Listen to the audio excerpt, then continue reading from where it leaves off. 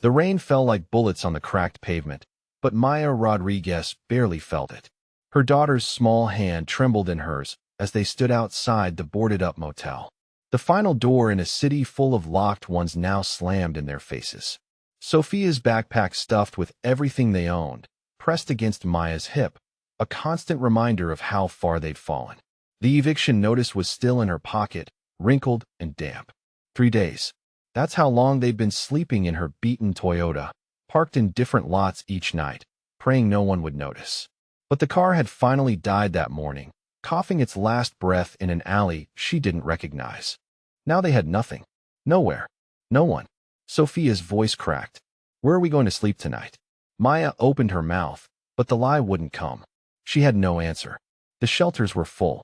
Her mother's house was gone, sold to pay for treatments that hadn't saved her. Friends had scattered when the bills started piling up. She was invisible in this city, just another black woman the world had learned to look past. That's when she heard the footsteps. Expensive shoes on wet concrete. A voice like smoke and steel. You look lost. 3 weeks earlier, Maya Rodriguez had perfected the art of invisible exhaustion. She moved through Bellacourt Italian restaurant with the practiced efficiency of someone who'd learned that speed meant survival. A dark brown skin glistening slightly under the warm overhead lights as she balanced 3 plates along her forearms. The lunch rush was brutal on Thursdays. Businessmen who tipped poorly and spoke to her like she was part of the furniture. A man snapped his fingers at her. We've been waiting 10 minutes for water. She'd filled his glass 4 minutes ago. She knew because she'd timed it. But Maya simply smiled, the smile that never reached her eyes, but kept her employed, and said, "Right away, sir." The truth was, she'd been awake for 22 hours straight. Her shift at the hospital cafeteria had run until 3 a.m. because Janet called in sick again. Then she'd driven across town to her second job at the dry cleaners, working the early morning shift from 4 to noon. Now she was here, and she'd be here until closing at 11 o'clock. Then home to Sophia, asleep at Mrs. Williams's apartment. The elderly neighbor who washed her daughter for $20 a day. Maya could barely afford. 1 more month, she told herself. 1 more month, and I'll have enough for the deposit on a better apartment. 1 more month, and Sophia can have her own room again. It was a lie she told herself to keep moving. Mama works real hard, Sophia had told her teacher last week. According to the note Maya had found in her backpack, she's always tired, but she says we're going to be okay. I believe her because mamas don't lie. Maya had cried in the bathroom for 5 minutes, then washed her face and gone to her next shift. She was clearing table 7 when she felt it. That prickle on the back of her neck that meant someone was watching. Not the usual male gaze she'd learned to deflect. Something different. Something that made her skin tighten with awareness. She turned. The man sat alone in the corner booth. The one management reserved for special guests. He hadn't been there 2 minutes ago. Maya would have noticed. He was the kind of man you noticed, not because he demanded attention, but because he commanded it without effort. Korean, she thought, with sharp features and eyes so dark they looked black from across the room. He wore a suit that probably cost more than she made in 3 months, charcoal gray with a subtle sheen. His hair was perfectly styled, pushed back from his face, a thin scar cut through his left eyebrow. But it was his stillness that unsettled her. Everyone in the restaurant was moving, eating, talking, checking phones. He sat motionless, watching her with an intensity that made her fingers tremble against the plates she carried. Table 12 wants their check, Diego hissed as he passed. And the guy in the corner, that's Alexander Kane, owns half the buildings in Koreatown, maybe more. Don't screw this up. Maya's stomach tightened. She knew that name. Everyone who worked in this part of Chicago knew that name, though people only whispered it. Alexander Kane didn't own buildings. He controlled them, controlled the businesses inside them, controlled the people who worked there. The Korean mob operated in shadows, but their shadow fell across entire neighborhoods. She forced herself to approach his table, order pad ready. Up close, he was even more unsettling. Not because he was threatening, though something dangerous lurked beneath that expensive exterior, but because of the way he looked at her, like he was reading a book written on her bones. "Good afternoon," she said, proud that her voice didn't shake. "Can I start you with something to drink? Whiskey neat. The hibiki, if they have it." His voice was deep, accented, but clear and expensive, like everything else about him. I'll check with the bar. You're tired. Maya froze. Excuse me. You're exhausted. I can see it in your eyes. How many jobs do you work? The question was so unexpected, so intimate that Maya forgot to deflect. That's I don't think 3. He tilted his head slightly, studying her like she was a puzzle he intended to solve. No, more than 3. You have a child. You'd live on the property. Your daughter would have her own room, access to private tutors if you wish, health insurance, security. Maya's heart hammered. $15,000 a month. That was more than she made in 6 months working 3 jobs. Why me? Because you're desperate enough to say yes, but honest enough not to steal from me. Because you work hard. Because your daughter deserves better than watching her mother work herself into an early grave. He pulled a business card from his pocket, sliding it across the table. Think about it. You have until tomorrow to decide. I don't even know you. No, but I know you, Maya Rodriguez. I know you're 3 months behind on rent. I know your car needs repairs you can't afford. I know you go to bed hungry so your daughter can eat. I know you're one emergency away from complete disaster. He stood, straightening his suit jacket. I'm offering you a lifeline. What you do with it is your choice. He walked away before she could respond. Leaving the business card and a $100 bill on the table, Maya stared at the card. Heavy card stock, embossed lettering, an address in Lincoln Park, one of the wealthiest neighborhoods in Chicago. Diego appeared at her elbow. Did he just offer you a job? I think so. Maya's voice sounded distant in her own ears. Diego's expression was serious now. Alexander Kane isn't he's not like other rich guys. There are stories, dark stories. If you work for him, I know. She tucked the card into her apron pocket. I know exactly who he is. But as she finished her shift, as she drove to pick up Sophia from Mrs. Williams's apartment, as she opened her mail to find another past due notice and a letter from her landlord threatening eviction, Maya kept touching that card in her pocket. A room for Sophia. Security. She was drowning. He'd been right about that, and she was so tired of fighting the current alone. That night, after Sophia fell asleep, Maya sat at their tiny kitchen table and stared at Alexander Kane's business card. She thought about her daughter's worn shoes, the medication she couldn't afford for her chronic asthma, the way Sophia never complained, never asked for anything because she'd learned too young that mama couldn't afford extras. She thought about the way Alexander Kane had looked at her, not with pity, but with something else, recognition, maybe like he understood what it meant to fight battles no one else could see. Maya picked up her phone. Her hands shook as she dialed the number on the card. He answered on the first ring. I knew you'd call, Alexander Kane said. Because you're a survivor, Maya Rodriguez. And survivors know when to accept help. A pause. Come to the address on the card tomorrow at 9 a.m. Bring your daughter. I want to meet her. Alexander Kane. If you're going to live in my home, we should be on a first-name basis. The line went dead. Maya sat in the darkness of her apartment, listening to Sophia breathe in the next room, and wondered if she'd just made a deal with the devil, or if the devil was the only one willing to help her. The house wasn't a house. It was a fortress disguised as luxury. Maya stood on the circular driveway, Sophia's hand gripped tightly in hers, staring up at the 3-story mansion that sprawled across a manicured estate. Iron gates, security cameras every 20 feet, men in dark suits stationed at discreet positions around the property, guards trying and failing to look like groundskeepers. Mama, Sophia whispered, her eyes huge. Is this a palace? Something like that, baby. The massive front door opened before Maya could knock. A woman in her 50s, Korean with silver-streaked hair and kind eyes, smiled warmly. You must be Maya. I'm Mrs. Chun. I manage the household stuff. Please come in.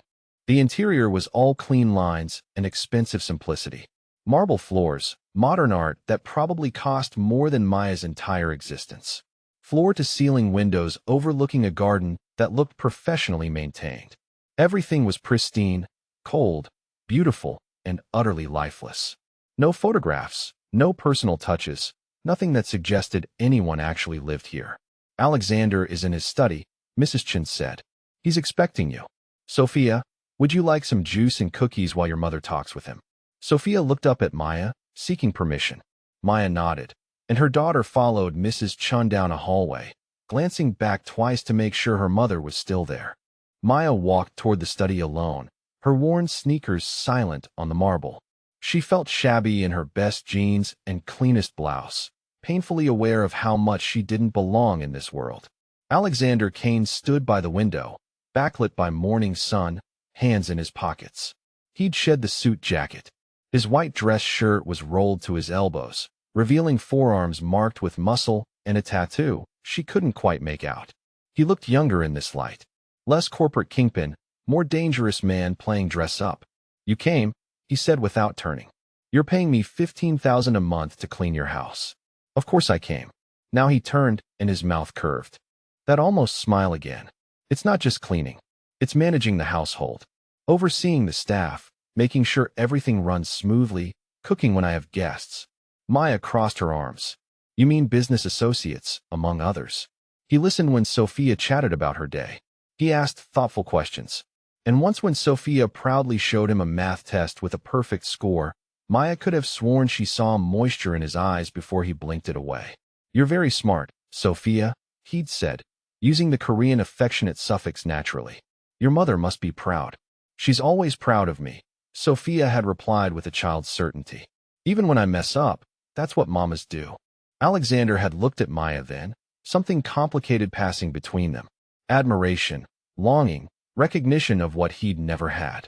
It was after that dinner that Maya found him in the garden at midnight, staring at nothing. "Can't sleep?" she asked, approaching carefully. "Apparently, insomnia is contagious in this house.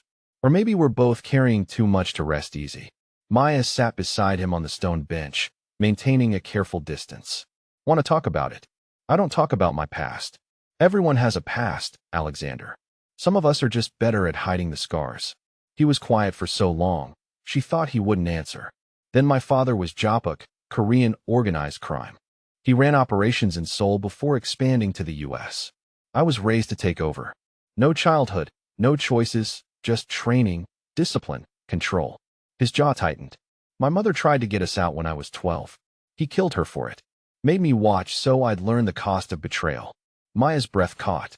"Alexander, I took over when I was 22. Killed my father myself. Built this empire on his bones." He finally looked at her, and his eyes were haunted. "I've done terrible things, Maya. Things I can't take back. Things that wake me at 3 a.m. wondering if I'm just my father wearing a different suit." "You're not. How can you possibly know that?" "Because you hired a desperate single mother and her daughter instead of taking advantage of our situation. Because you wrapped Sophia in security and stability when you didn't have to.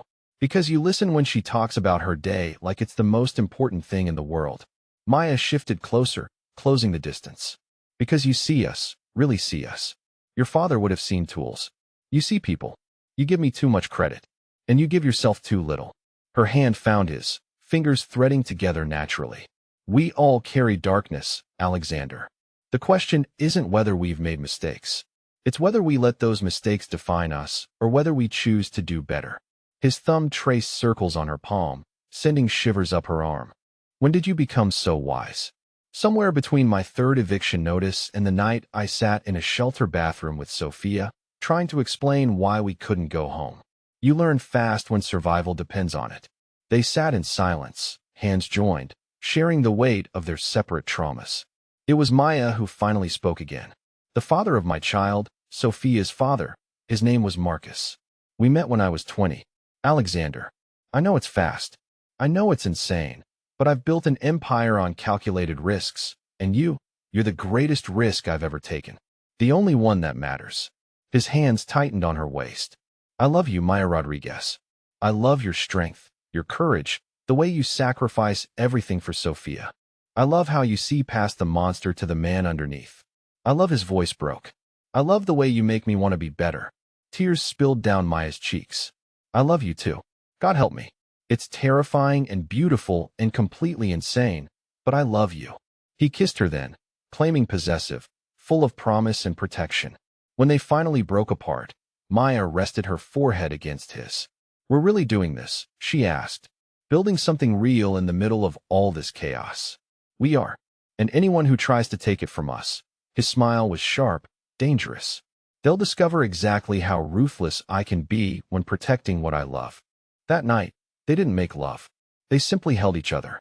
Two people who'd been alone too long, finally finding home in each other's arms. But outside, in the shadows of Chicago, word spread. Alexander Kane had claimed someone, had shown weakness, had something to lose. And in the underworld, weakness was blood in the water. The sharks were already circling. The next 3 weeks were a study in contrasts. During the day, life in the mansion settled into domestic peace. Sophia flourished. Maya managed the household with growing confidence.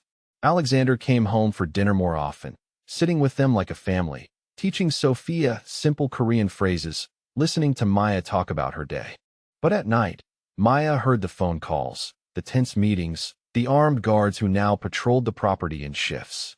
Alexander was waging war, and he was doing everything in his power to keep it from touching them. It couldn't last. She knew it couldn't last. The explosion came on a Thursday. Maya was walking Sophia home from the neighborhood park, Alexander's one concession to normalcy, allowing them supervised outings when a black van screeched to a stop beside them. 4 men poured out.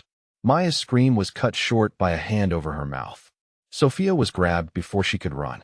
They were shoved into the van, doors slamming, tires squealing as they sped away.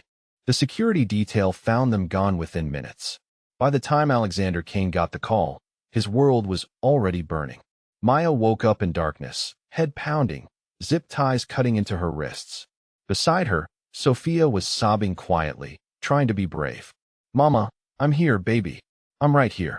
I want to go home." "I know, sweetheart. I know." Lights flooded the space, a warehouse, she realized, empty except for metal chairs and the 4 men who'd taken them, and one more, stepping out of the shadows. He was older, Korean, with gray-streaked hair and eyes like ice. When he smiled, Maya's blood ran cold. "Ms. Rodriguez," he said, accent thick, but English clear. "Forgive the accommodations. This will be brief. I just need Alexander Kane to understand his place." "Who are you?" "Vincent Park. I run the Park family operations. Alexander has been difficult lately, refusing alliances, eliminating my men, acting like he's above the old ways."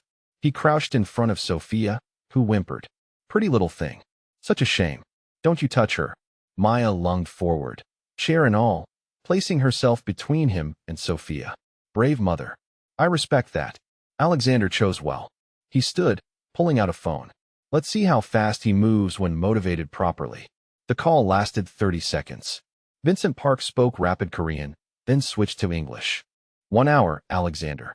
The old rail yard on 87th Street. Come alone, or I start cutting pieces off your woman until you do. And the child? Well, children are so fragile." He hung up, smiled at Maya. "He'll come. They always do for love. That's why love makes us weak." "You're wrong," Maya said, voice steady despite her terror. "Love doesn't make us weak. It reminds us what we're fighting for." "Philosophical. We'll see how philosophical you are in an hour if Alexander disappoints me." Alexander arrived in 45 minutes. He walked into that warehouse alone, hands raised. No visible weapons, but everything about him radiated lethal intent. "Let them go," he said in Korean. "This is between us. You think you can demand terms?" Vincent Park laughed. "You're outnumbered, outgunned. Your woman and the child will die if I give the word." "Then give it." Alexander's voice was dead calm. "And watch what happens next." "You're bluffing." Alexander's smile was a predator baring teeth. "You made a mistake, Park. You threatened what's mine. Now your entire organization is burning. Your warehouse is raided by federal agents. Anonymous tip, untraceable. Your account's frozen. Your lieutenants, half are dead. The other half are talking to prosecutors for immunity." Vincent Park's face went pale. "You're lying. Check your phone." "I'll wait." The older man pulled out his phone, scrolling frantically. His expression went from disbelief to rage. "You destroyed my family. You touched mine. What did you expect?" Alexander took a step forward. "I gave you a choice. Stay in your lane. Respect boundaries. You chose war. Now you lose. I still have them." Vincent grabbed Sophia, pressing a gun to her head.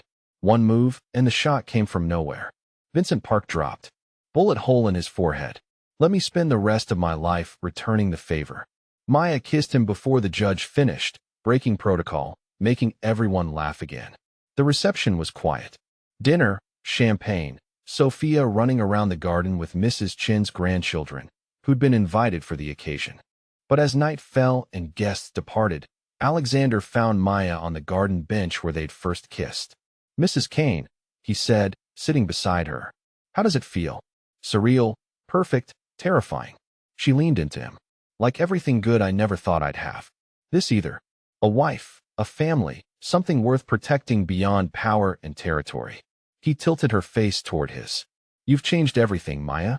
You changed everything first. You saw a desperate woman and her daughter and offered salvation when no one else would. You gave us a life, and you gave me a reason to live it."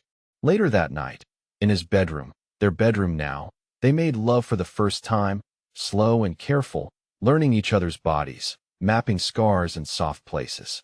When Alexander moved inside her, when Maya arched beneath him, it wasn't just physical.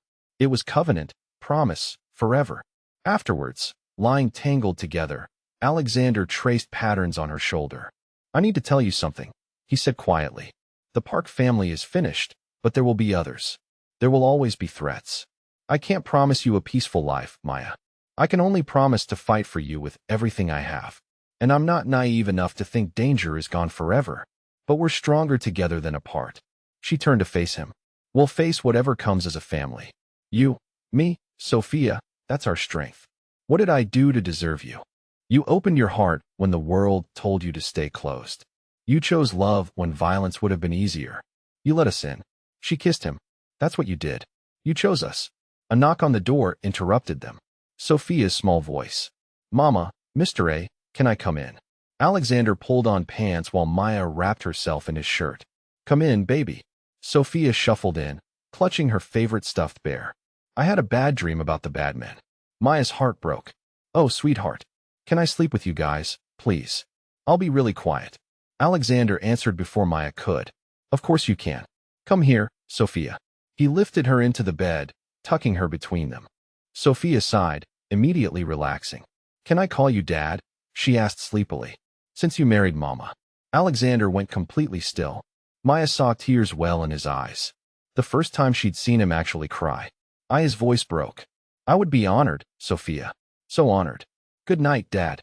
Good night, daughter." Sophia fell asleep within minutes, safe between her parents. Maya reached across her daughter, taking Alexander's hand. "Dad," she mouthed. He smiled, radiant despite the tears. "Family," he mouthed back. "They fell asleep like that. How did I get so fortunate? You opened your door when a desperate woman needed help. You saw us. Really saw us. Everything else follows from that moment of compassion." Across the garden, Sophia spotted them and came running.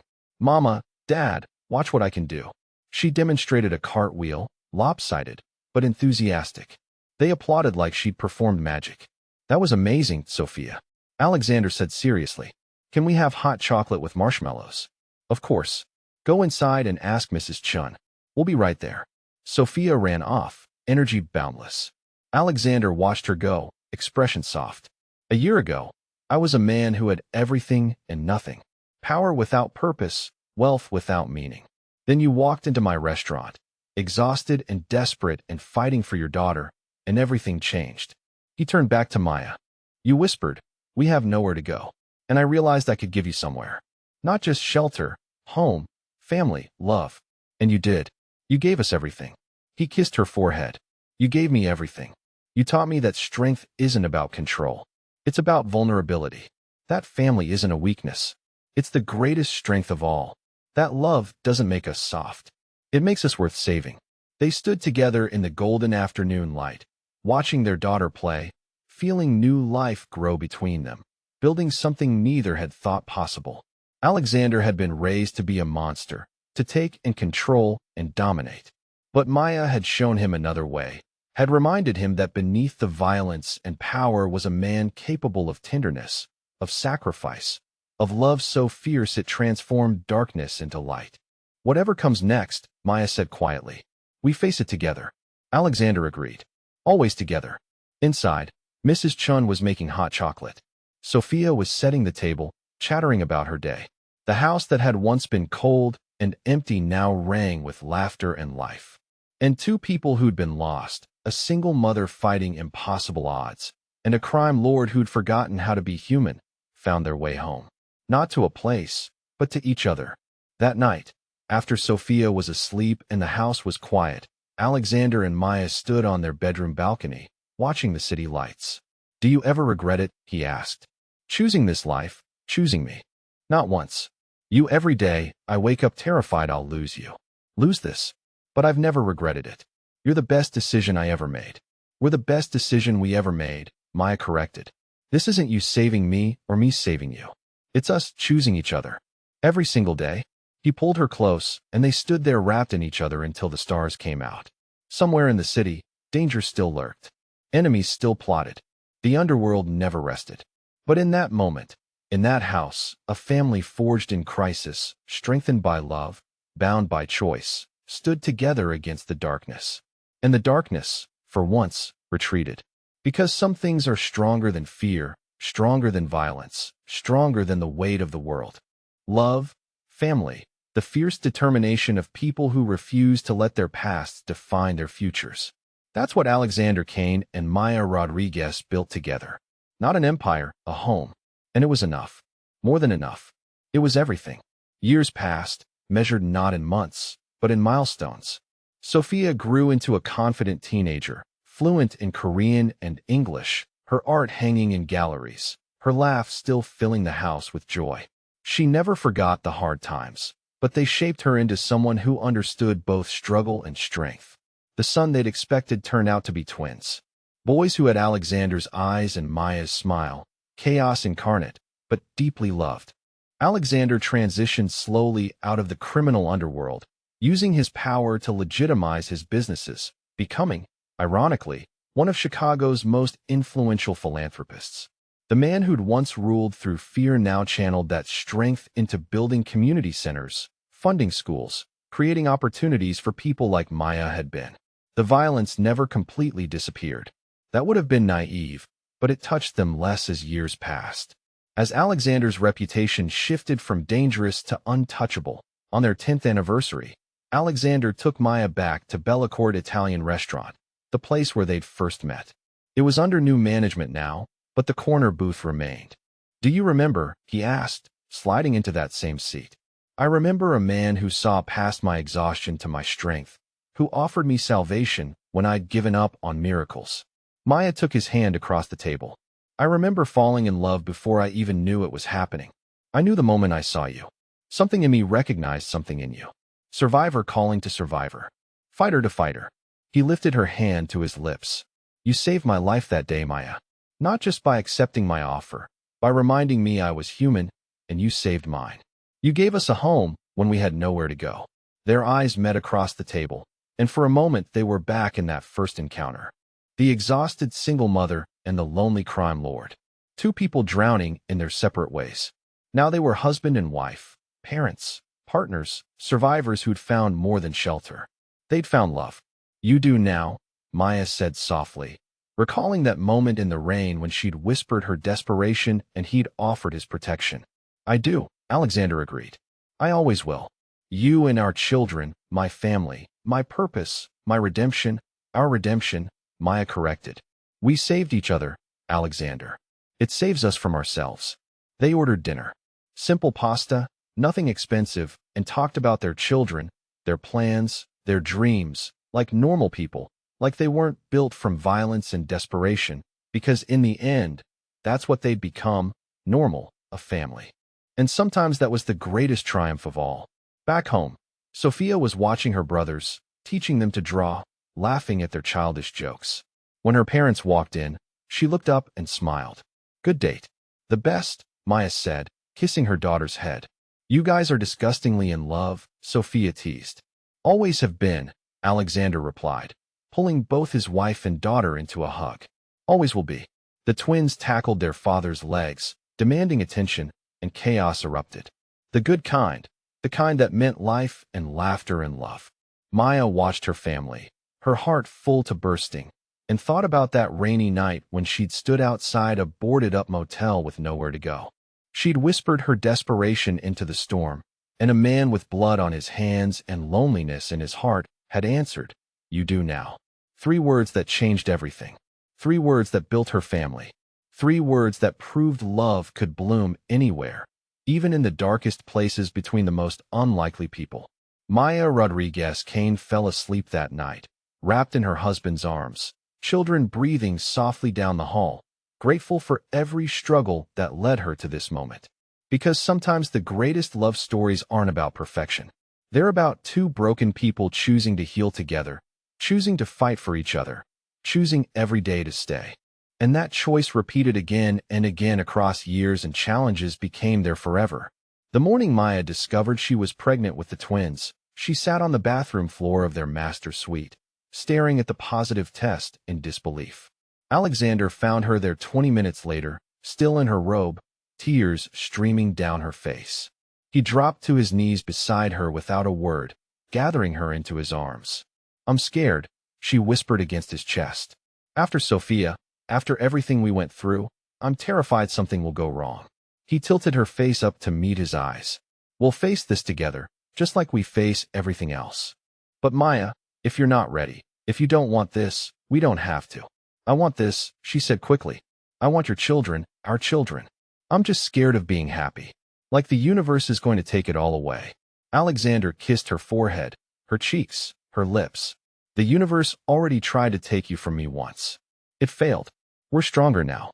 We have more people protecting what we've built." And this time, he smiled that rare, full smile that transformed his entire face. "This time we know what we're fighting for from the beginning." The pregnancy was different from Sophia's. Back then, Maya had been alone, terrified, working 3 jobs and hiding her condition from employers who might fire her for the liability. Now she had Alexander hovering protectively, Mrs. Chun managing her nutrition with military precision, and Sophia bouncing around the mansion planning nurseries and picking out baby names. The first ultrasound revealed twins, and Alexander actually fainted in the doctor's office. When he came to, the first thing he said was, "2 heartbeats. Maya, there are 2 heartbeats." The technician laughed. "First time, Dad." "Not exactly," Maya said, taking his hand. "But first time seeing his children on a screen like this." Alexander stared at the monitor with an expression of such wonder that Maya started crying again. "Hormones," she blamed. But the truth was, watching this dangerous man transformed by the sight of their unborn children broke something open in her chest. Sophia adapted to the idea of siblings with the enthusiasm she brought to everything else. She spent hours talking to Maya's growing belly, reading stories, and playing music. "She's going to be the best big sister," Alexander said one evening, watching Sophia demonstrate proper baby holding technique with her stuffed animals. "She already is," Maya replied. "Look at how protective she is, just like her father." That night, as they lay in bed with Maya's head on Alexander's chest and his hands splayed across her stomach, he spoke quietly into the darkness. "I never thought I'd have this. A family. Children who'll know they're wanted. Who'll grow up safe." Maya traced circles on his chest. "You're going to be an amazing father, Alexander. You already are. Sophia adores you." "I know. But these 2. He pressed his palm more firmly against her belly. "These 2 will be mine from the beginning. They'll never know a world where I wasn't their dad. They'll never have to wonder if they belong." The threat started in the 6th month. Alexander had been transitioning his operations, moving legitimate businesses into the foreground while quietly dismantling the criminal enterprises. But change created power vacuums, and other families saw opportunity in what they perceived as weakness. The Kozlov organization out of Brighton Beach began probing Alexander's territory, testing defenses, recruiting his lower-level soldiers. Alexander handled it with characteristic efficiency, but Maya noticed the late-night phone calls returning, the increased security, the way his jaw tightened when he thought she wasn't watching. One morning over breakfast, Sophia asked why there were more men with guns around the house. Alexander and Maya exchanged glances. "There are some people who don't like the changes Daddy is making to his business," Maya explained carefully. "So we're being extra careful until they learn to respect our family." "Are we in danger?" Sophia asked. Not with fear, but with the practical curiosity of a teenager who'd grown up understanding that her family wasn't normal.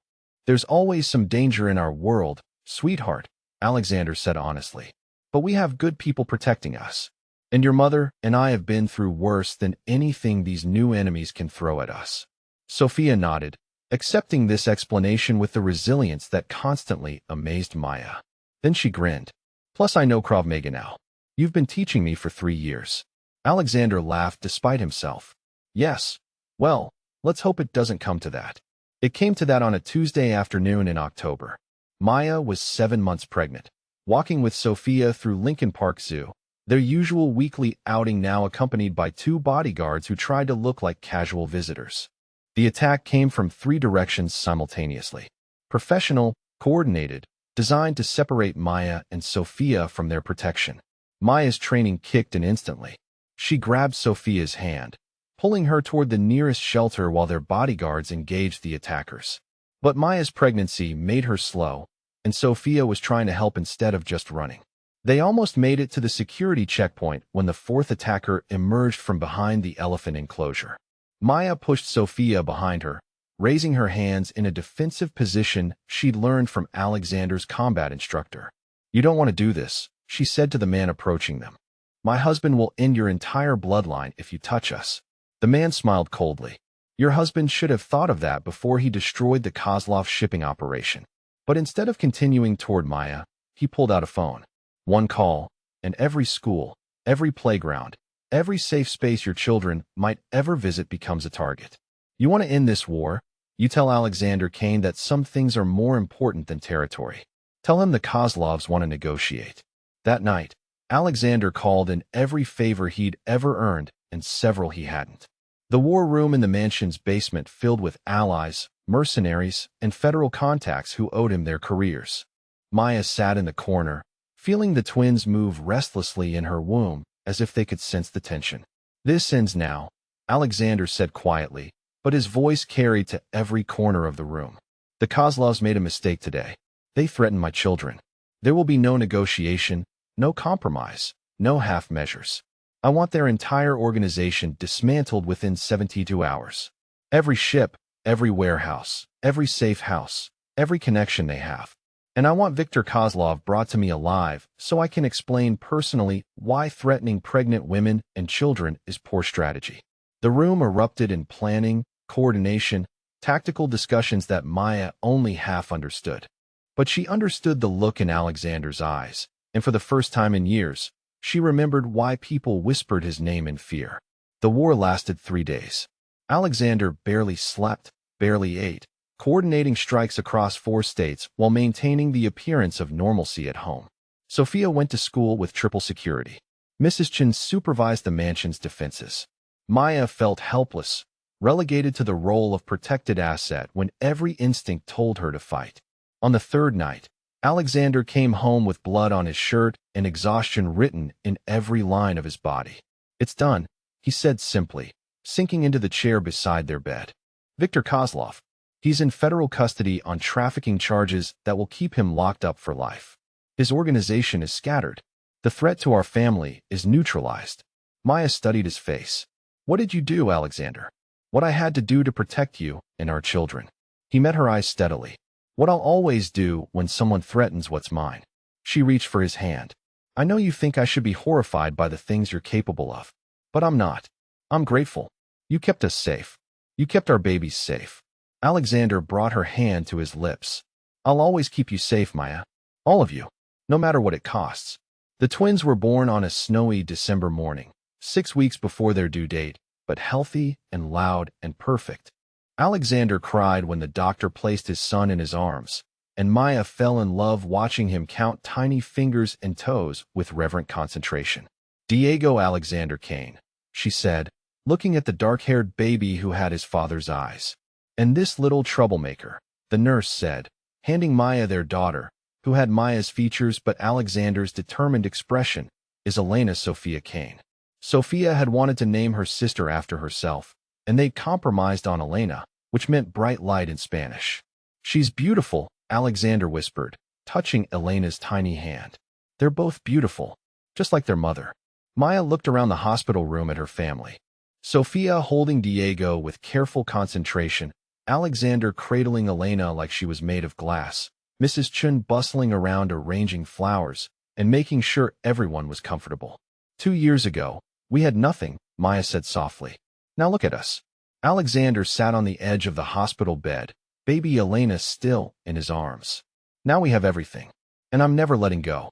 The first year with twins tested every limit Maya thought she had. Alexander hired a night nurse, but Maya insisted on doing most of the care herself. She wanted these precious months with her babies, wanted to memorize every sound and expression and milestone.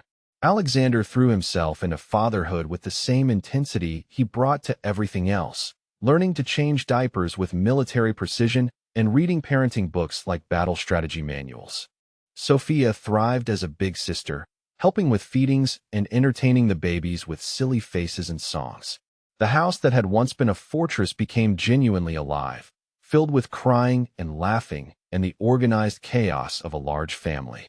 Maya would find Alexander at 2 in the morning, walking the nursery with a fussy baby, speaking soft Korean lullabies his own mother had never lived to teach him. She'd find Sophia curled up between the cribs, reading homework assignments out loud, because she was convinced the babies liked her voice. These moments, quiet and ordinary and precious, felt like the greatest victory they'd ever won. As the twins grew into toddlers, Alexander's business transformation accelerated. The Kane Foundation became one of Chicago's largest philanthropic organizations, funding everything from after-school programs in low-income neighborhoods to scholarships for children of immigrants. Alexander insisted on visiting every project personally, Maya often by his side with Elena and Diego in tow. Watching him talk to kids in community centers, seeing him donate hundreds of thousands of dollars to programs that reminded Maya of her own childhood struggles, she understood that this was his real redemption. Not just loving his own family, but creating opportunities for families like theirs had been. "You're building something beautiful," she told him one evening after they'd attended the opening of a new youth center in Pilsen. "Something that will outlast any empire." "That's the point," he replied, pulling her close as they watched their children play in the center's new playground. "I spent 20 years building something I could only pass down through fear. Now I'm building something they can be proud to inherit." Sophia graduated high school as valedictorian, fluent in 3 languages, and accepted to 7 universities. She chose Northwestern, wanting to stay close to family while studying international relations. Her graduation speech brought the entire auditorium to tears, talking about families that choose each other, about love that transforms lives, about the responsibility that comes with being given second chances. Maya and Alexander sat in the front row, Elena and Diego squirming between them, proud beyond words. That night at the graduation party, Maya watched Sophia dance with her little brother and sister, watched Alexander trying to explain to 3-year-olds why their big sister looked so fancy, watched Mrs. Chun taking approximately 700 photographs, and felt that familiar, overwhelming gratitude. "We did this," she thought. "We built this family from nothing but determination and love, and somehow it worked. Somehow we all turned out okay." The tests came in different forms as the years passed. Alexander's legitimate businesses faced investigations from competitors who couldn't believe his success was clean. Maya dealt with whispers at school events from other parents who'd heard stories about her husband's past. The twins, as they grew older, began asking questions about why their family was different, why they had more security than their friends, why some parents didn't let their children come over for playdates. Alexander and Maya answered honestly, but age-appropriately, explaining that their father had made mistakes before they were born, that he'd worked hard to make things right, that some people couldn't forgive the past, even when someone genuinely changed. Elena, fierce even at 5 years old, announced that anyone who didn't want to be their friend was stupid anyway. Diego, quieter but no less loyal, simply held his parents' hands tighter during public outings where people stared. Sophia's college years brought new challenges and joys. She came home with friends who were initially intimidated by the mansion and security, but quickly won over by Mrs. Chin's cooking and Alexander's genuine interest in their studies. She brought home boyfriends who Alexander terrified with his protective intensity, though Maya noticed he always softened once he determined they treated Sophia with respect. She brought home stories of internships at the United Nations, of professors who challenged her thinking, of plans to work in conflict resolution, because she'd learned at home that people could change, that forgiveness was possible, that love could transform even the most unlikely circumstances. The night she called to tell them she'd been accepted to graduate school at Georgetown, Alexander hung up the phone and sat quietly for several minutes. "What is it?" Maya asked. I'm proud of her, of course, but also terrified. She's going to be working in dangerous parts of the world, trying to help people who might not want help, putting herself at risk for strangers. Maya smiled. Sounds familiar. Sounds like something her father would do. He turned to look at her. You think I'm being hypocritical. I think you raised a daughter who learned from your example that some things are worth fighting for. That protecting people who can't protect themselves is noble work, even when it's dangerous. She's going to be amazing, Alexander. And she'll be careful because we taught her to be smart about danger. He nodded slowly. I suppose if I can support you working with abused women and children in shelters, I can support Sophia working with conflict resolution. They're both dangerous in different ways. They're both necessary. Maya kissed his cheek.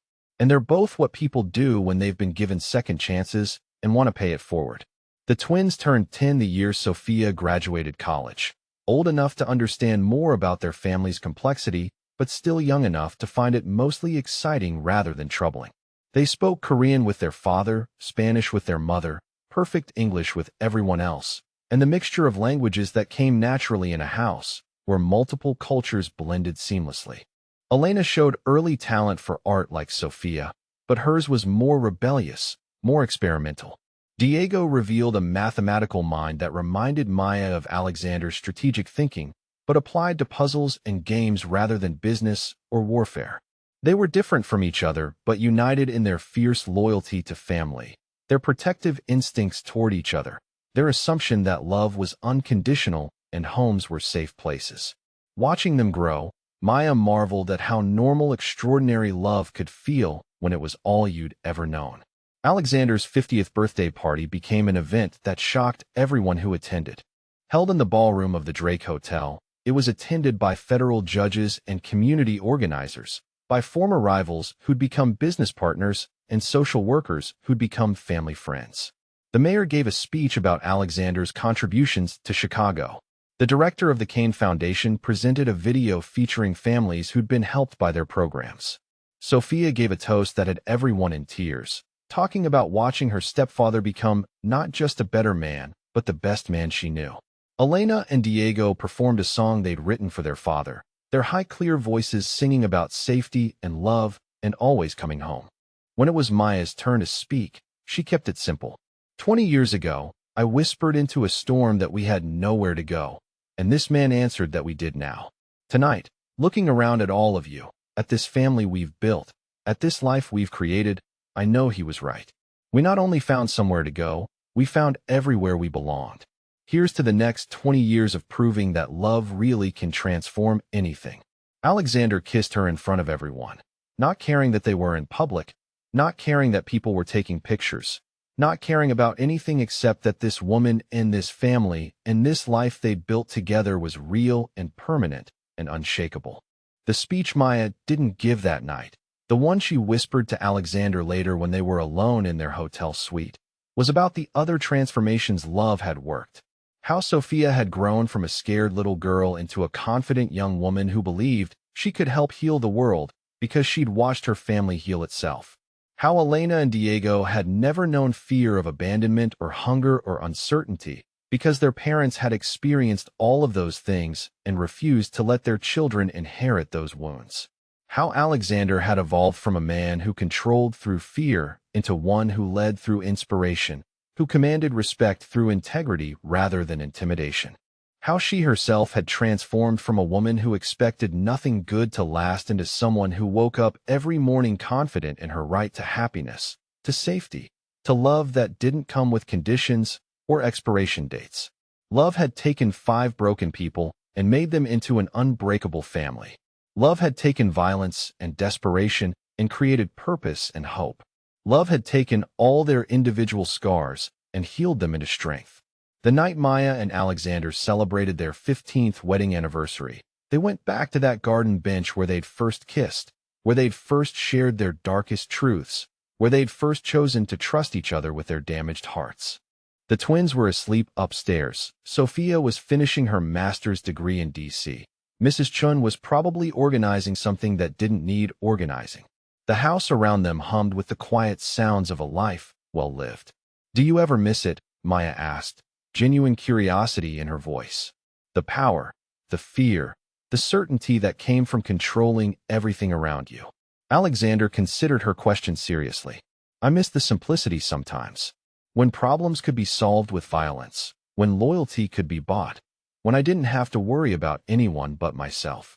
But I don't miss being that person. I don't miss being alone.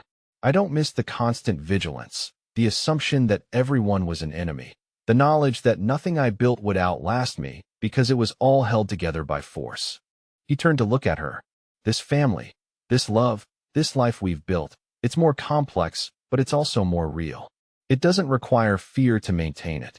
It doesn't depend on my reputation or my ability to hurt people. It exists because we choose it every day. Maya smiled. That's very wise for a former crime boss.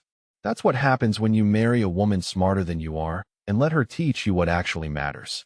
They sat in comfortable silence, hands intertwined, watching the city lights twinkle below them. Somewhere out there, Maya knew, were other desperate people standing in the rain with nowhere to go. Other people making choices that would either save them or destroy them.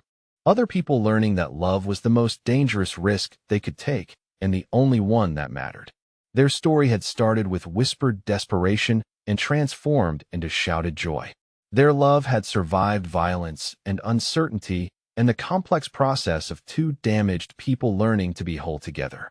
Whatever came next, whatever challenges waited for Sophia as she built her own life, whatever lessons Elena and Diego still needed to learn, whatever tests their family would face as the twins grew older and Alexander grew further from his violent past, Maya knew they would face it together. Always together. Just like they'd promised each other on that first night when she'd been too afraid to hope and he'd been too lonely to refuse hope when it was offered. Love had taken them from nowhere to everywhere. Love had given them all somewhere to belong. What did you think of Maya and Alexander's story? Could you feel the chemistry between them? Did the kidnapping scene give you chills? Drop your thoughts in the comments below. If you love this story of a crime boss falling for the woman who saw past his dangerous reputation, smash that like button and subscribe for more intense romance stories every week. Which moment was your favorite? When Alexander defended Maya and Sophia, the warehouse rescue scene, their first kiss in the garden, the twins being born, Sophia's graduation. Let me know in the comments. And if you want more crime family romance, billionaire love stories, or tales of unexpected connections, hit that notification bell so you never miss an upload. Remember, true love doesn't care about social status, past mistakes, or dangerous reputations. It sees the heart beneath everything else. Thanks for watching, and I'll see you in the next story.